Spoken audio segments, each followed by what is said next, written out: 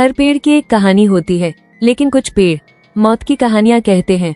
स्वागत है आपका एंजल ऑफ यूट्यूब चैनल में, जहां हर रहस्य सांसें रोक देता है। ये कहानी नहीं, ये हकीकत है, लेकिन कुछ लोग भ्रम में रहते हैं। एक बार बरगद के नीचे सोकर देखो, उसकी जड़ों में दफन है एक खौफनाक सच्चाई। गांव का नाम था बसरिया, उत्तर प्रदेश के एक शांत और साधारण इलाके में बसा हुआ गांव।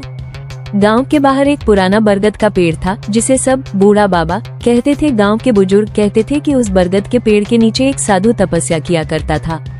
कहते हैं एक दिन साधु अचानक गायब हो गया और उसी रात से उस पेड़ के नीचे अजीब अजीब आवाजें आने लगी। शाम ढलने के बाद उस रास्ते से कोई नहीं जाता था, ऐसा कहना था रश्मि, जो उस गांव की एक 19 साल की लड़की थी। एक रात रश्मि की माँ बहुत बीमार हो गई। गांव का डॉक्टर उस समय गांव में नहीं था, पास के कस्बे में डॉक्टर था, लेकिन रात के 11 बज चुके थे। रश्मि को मजबूरन जाना पड़ा।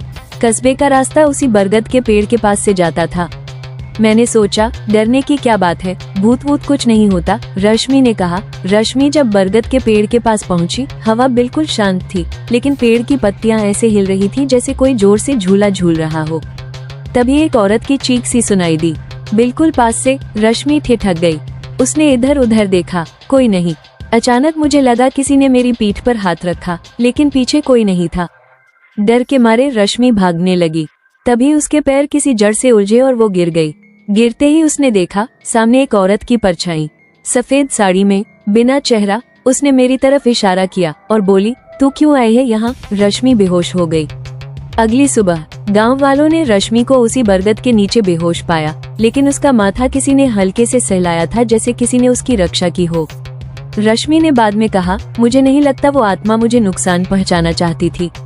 वो कुछ कहना चाहती थी, शायद उस साधु की आत्मा थी, या फिर कोई और। आज भी उस गांव में लोग बरगद के पेड़ के पास नहीं जाते, लेकिन रश्मि कभी कभी वहां जाती है। कहती है वो अब डराता नहीं, बस देखता है।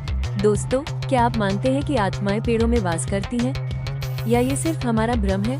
कमेंट करके जरूर बताएं। अगर ऐसी और रहस्यमयी कहानियां चाहिए तो वीडियो को लाइक और चैनल को सब्सक्राइब जरूर करें।